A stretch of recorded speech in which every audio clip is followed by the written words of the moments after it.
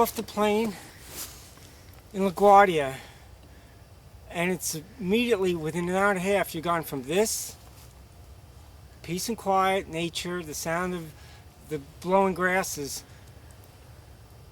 to honking, trucks, beeping, cabs, people. It's like going from Earth to Pluto. And in its own way, there's so much to see in both places. But sometimes when you're in the mood for peace and quiet, and you're in New York, you think of the farm. And there's days when I'm at the farm, I'm like, God, it was so exciting to be in that alleyway last week with all those rats. So it's kind of fascinating, but so totally different in both. So totally different. And with the modern travel, you can be in either one in a blink, which is amazing in itself.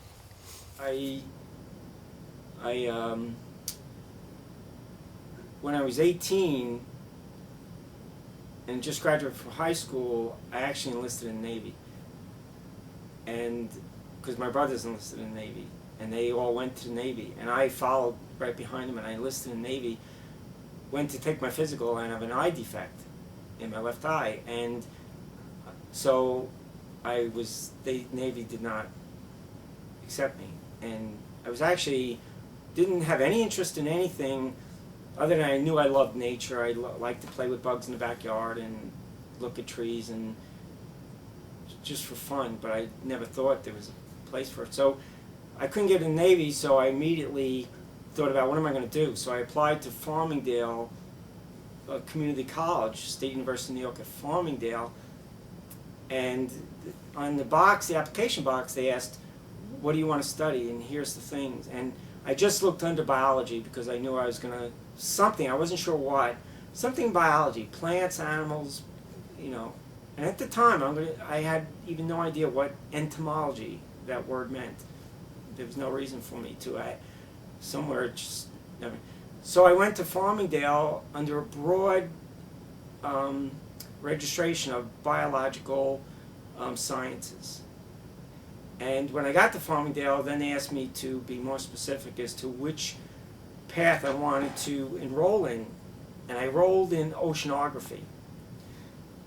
And being a community college, oceanography at that time, ocean science was like you could be a technician on a, maybe if you stop with an associate's degree, you could be an assistant on a research vessel, went out and studied whales and sharks and what have you. I thought I was going to be like eventually Jacques Cousteau. I remember having these, you know, fantasies of someday I'll be Jacques Cousteau-like, and I'll Speedos and everything. Hopefully not. That would be, but falling off the side of the boat with my fins and and the snorkels and everything is the way I saw it. And so I enrolled in oceanography, and like all I know is I'm going to study things in the ocean. But I was a freshman. And so I'm just taking the freshman courses, not specialized in oceanography yet. And in one of my biology classes that first year, the professor called in sick. And we're all sitting there, I remember, we're all sitting in class waiting for the professor to show up. And he didn't show up, and we're all about to leave or something. And in comes through the doors this professor-looking person. You could tell he was part of the faculty. I'd seen him in the halls and everything. But it was the first class. It was like 8:30 class in the morning. And I'll never forget it because, this guy looked a little bit nerdy, I guess is the word, nerdy. He had on, his shirt was misbuttoned, and he had on this bolo tie. I mean, I didn't know what they were at the time, and the bolo tie was kind of uneven, and there was, I think, like a scorpion, and he had a jacket on, but he looked like he just woke up, and his hair was all disheveled, and he had this little can of juice, orange juice, and it was a classroom that was also served as a laboratory. So there was this lab bench that was used as the professor's podium kind of thing, and behind him was the blackboard. And He came in, the class was a little bit intrigued by, this is a different looking individual. You know, I think the fact that he looked so different, he had a very different tie on that was not common for New York City area, Long Island area. He looked sleepy. We were just like, I think a lot of us looked at one another like, oh boy, substitute teacher. That's what I remember is like, here we go, a substitute teacher. Because some of us have, you know, memories of high school and everything is like the substitute teacher is almost just going to babysit you through 40 minutes of something to get you through here. And as it did turn out, later on I learned it, the teacher called in sick.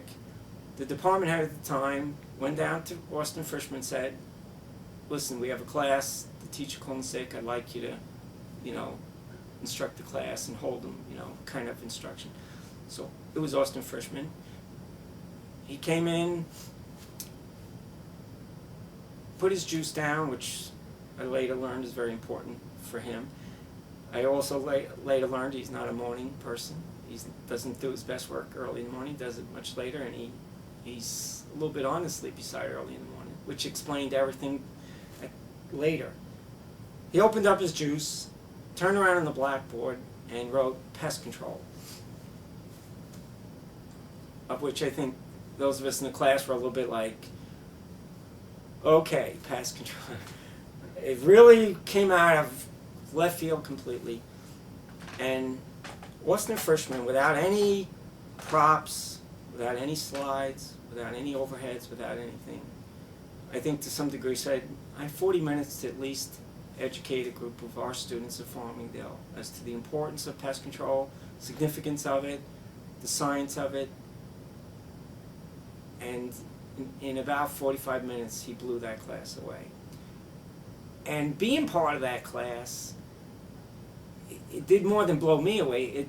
The inspiration, it was like I was different. 45 minutes later, I was different. Everything clicked. The way he taught clicked. The examples he used clicked. The need for people that's trained in pest control clicked.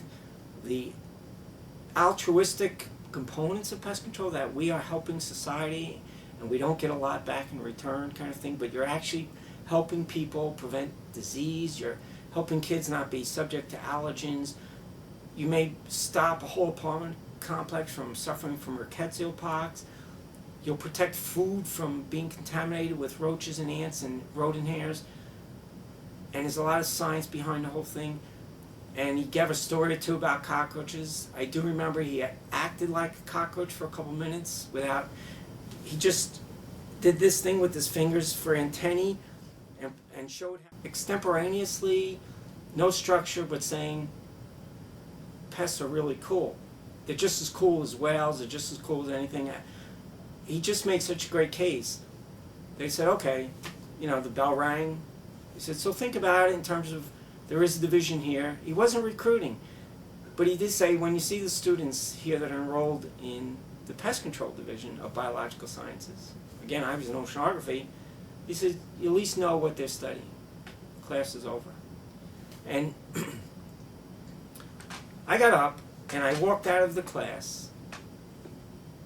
You know, I was just like, wow, that was cool. That was the coolest thing that ever happened to me from a teacher to student level. It was the most exciting thing, it was the most inspirational thing. And I remember I walked directly to the registrar's office. You know, I had a break, it was an hour or something between my next class. Instead of going to Knapp Hall, which is where we all hung out and had coffee and would sit in the cafeteria and talk, I went right to registrar's and I asked for a change of option form so you can switch your major. I mean, again, it's a community college, it wasn't that big of a deal to switch.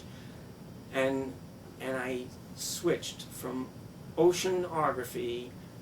So you had just that epiphany moment. Right, that's right. It's a good word for it. Right. And which I think a lot of us have those in various aspects of our lives. And of course your parents were like, you know, we've had trouble with you before, and now it's starting back up or whatever. Right. So what happened?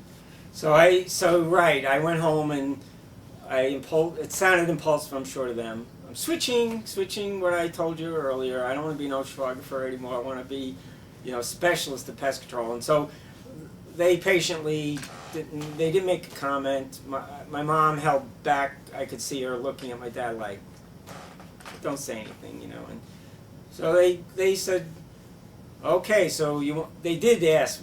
They said, so what are you saying? You want to go to college to be an exterminator? I do remember them asking that. And I tried to say, yeah, but it's so cool. You have no idea. I wish I could show you the lecture I had today with Frishman. But it would be typical. Of course, they had no idea that what I learned that morning and heard that morning. How could pest control be cool? They're the public. And they're like, pest control, what comes to mind when I think of pest control? Some guy comes and spritzes around for roaches or ants or something. That was them. They were representative of the public of like, there's a degree, you can get a degree in pest control? Really? And then I was like, it's just cool. And it was then the conversation primarily because I was paying my own way. Right? And so they're like, but they didn't want me to waste my money, and they wanted me maybe to be in a path and be, stay on the path, and they thought I was just sold in oceanography originally. So anyway, I changed, and it was a turning point in my life because Frishman actually, without me knowing it, I wasn't the best student with my grades, and he had gotten my grades from the registrar's office from high school. When they transferred over, because there were so few students in pest control in Frishman's program that it was it was only 5 of us. And so Frishman would have gotten my high school grades from when I transferred over, and he reviewed them. And again, it's one of those things where you don't realize it, that behind the scenes, people are taking care of you sometimes out of their own good-natured hearts. And behind the scenes, for some reason, Frishman saw I was going to be one of those needy students that did not have good high school grades, probably did not know how to study well. I was also very poor and putting my way through. And Frishman offered me a job at night to help with his night class. That was the pivotal moment of changing probably my life, honestly. I can say that without exaggeration because I didn't know what it was about teaching and students and helping students, and I was one myself, but I didn't see the big picture. And he gave me this job, and I met pest control operators from New York City and Long Island by doing that job. And they'd say, son, they'd talk to me like, some of Frishman's night classes would say, son, someday you ought to come with me, I'll show you cockroaches. I work in New York City. Or I'll show you mice, or rats, etc. And I was like, wow, yeah, that'd be cool, this kind of thing. So I got the job at night and worked with Austin, learned what it was supposed to be to, work and study the science and raise cockroaches. It was one of my jobs is to raise his cockroaches and clean out the cockroach chambers, and I became immersed without knowing that he was immersing me into a science that offered the world if I wanted it down the road. And I didn't know. And he also, much like I spoke of Bennett earlier, Austin asked me to get good grades so I could apply for the Long Island Pest Control Scholarship that he in fact created there too, with the Long Island Pest Control Association. And he implied if you get good grades and you work hard at the night course here, you could be a candidate for the scholarship. And all of a sudden I was coming from a bad high school student of not having good study habits, barely getting maybe through, and to being said, you actually might get a scholarship in life, which to me was, people get scholarships, the only ones that are like, they're the super smart kids in the class. They're the valedictorians and all of this, and it's a scholarship that's not just, it's out of reach for people like me. But Austin taught me very early, it's not actually. It's within reach as long as you work hard and you study hard, it's within reach.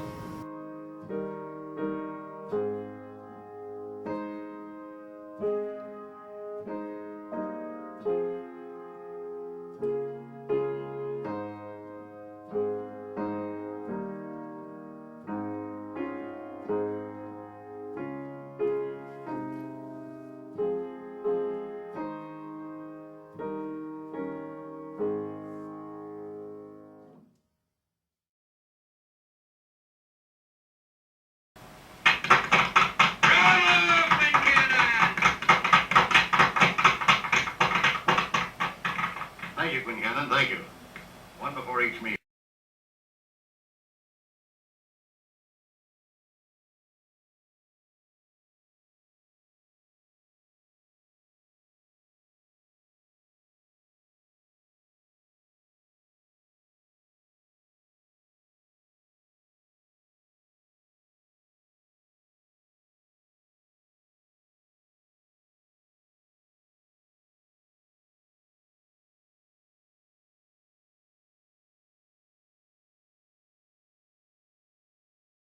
Form so you can switch your major. I mean, again, it's a community college, it wasn't that big of a deal to switch. And I switched from oceanography to